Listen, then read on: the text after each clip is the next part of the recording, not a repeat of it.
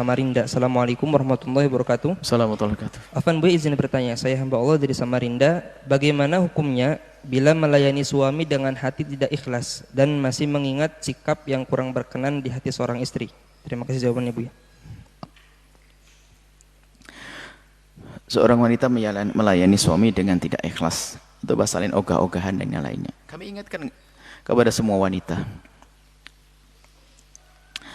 Jadi ingat, dalam pernikahan itu tidak murni urusan suka tidak suka, syahwat.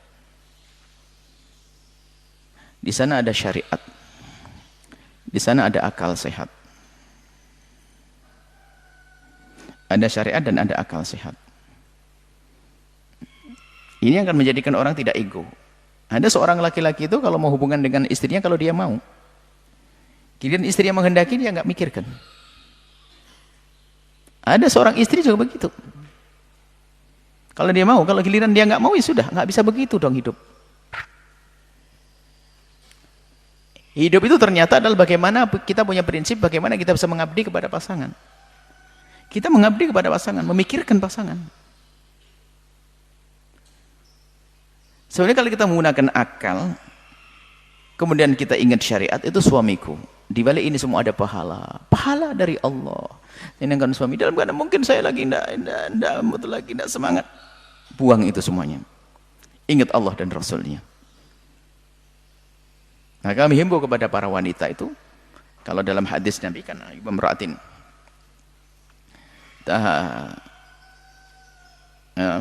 zaujuha ila firasin. Kama qala Nabi, ada seorang perempuan kalau diajak oleh suaminya ke atas ranjang, fa'abat, kemudian wanita itu ogah-ogahan, fabata ghadbana, kemudian suaminya itu sampai marah, la'anatul malaikatu hatta tusbih, malaikat mengutuknya sampai pagi.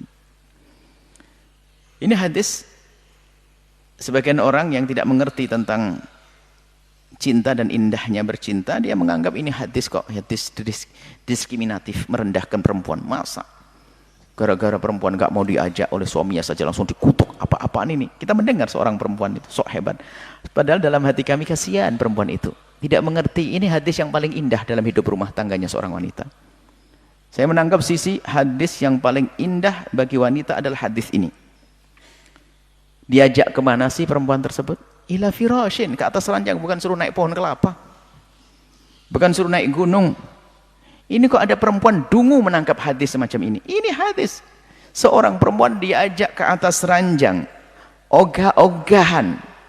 Diajaknya bukan diajak yang jadi, diajak sebuah kebaikan, kemesraan, keindahan. Ogah-ogahan, suaminya marah, dikutuk malaikat. Maka dalam bahasa keharmonisan, ini adalah hadis keharmonisan, hadis paling indah.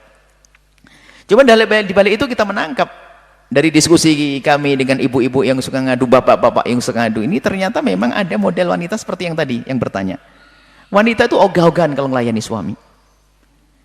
Padahal juga nggak ada masalah. Cuman tiba-tiba kadang-kadang ngangetin sayur lama-lama, nidurin anak-anak sudah tidur lama-lama, nutup jendela lama-lama. Nah, ini adalah model-model wanita ini. Begitu. Padahal nggak ada masalah dia, no problem dia. Maka ayo semangat di dalam urusan semacam itu. Karena apa? Mungkin suami Anda adalah memang yang sangat soleh. Anda di rumah tidak melihat sesuatu, suami Anda orang soleh, di luar melihat aurat haram, astagfirullahaladzim, aku punya halal. Pulang di rumah istrinya ogah-ogahan, nyiksa Anda. Karena mungkin suami yang sangat soleh, kalau sama soleh dia akan menjaga itu semuanya. Ada godaan, astagfirullah, ingin dilampiaskan dengan cara yang halal. Memang Anda seolah-olah sebagai bentuk pelampiasan, tapi untuk menghindari yang haram, kemuliaan Anda itu. Ada seorang wanita begitu. Nah, ini pemahamannya. Cuman untuk akal sehat kita menggunakan akal. Dalam suami istri yang didapat pahala dari Allah. Masa kalah dengan mohon maaf?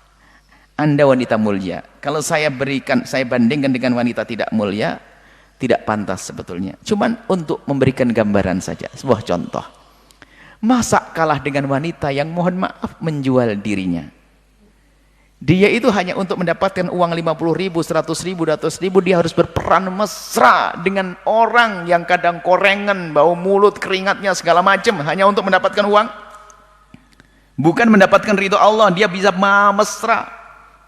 Bahkan perannya luar biasa, melayani dengan maksimal. Kenapa kita yang cari ridho Allah kalah dengan yang cari neraka?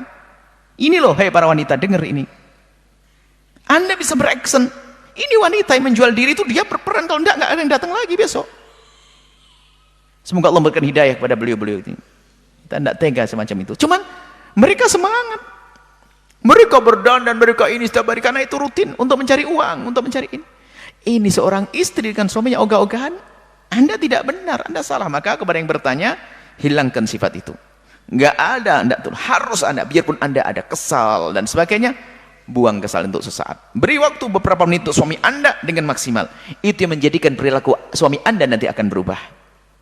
Jangan menuruti kemauan Anda. Sebagai wanita mengatakan, ya kalau laki-laki enggak, suami Anda mencintai Anda sehingga dia ingin melihat wajah Anda, ngelihat badan Anda, ngelihat. Ini turuti suamimu karena dia menikmati dirimu.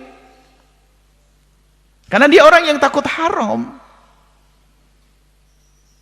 Apakah rela dirimu suamimu lihat yang haram? Kan tidak rela. Jadi ini loh nasihat pada wanita, jangan seperti itu. Kemudian di sisi lain, hei kaum pria, jangan seenaknya. Artinya di saat kamu ingin mengajak hubungan dengan istrimu harus tahu waktu dong.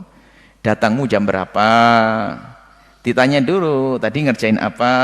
Kalau istrimu baru ngelembur, capek, tidur jam 1, Anda datang setengah 2, Anda banguni, Anda ini gila. Biarkan dulu tidur sesaat sampai puas, sehat. Seperti itu. Jadi kita itu saling memperhatikan pasangan, itu akan menjadi indah hidup tuh. Semoga Allah menjaga rumah tangga Anda. Mulai besok Anda harus, siapa namanya tadi? Kalau namanya Azizah, Anda jadi Azizah yang baru.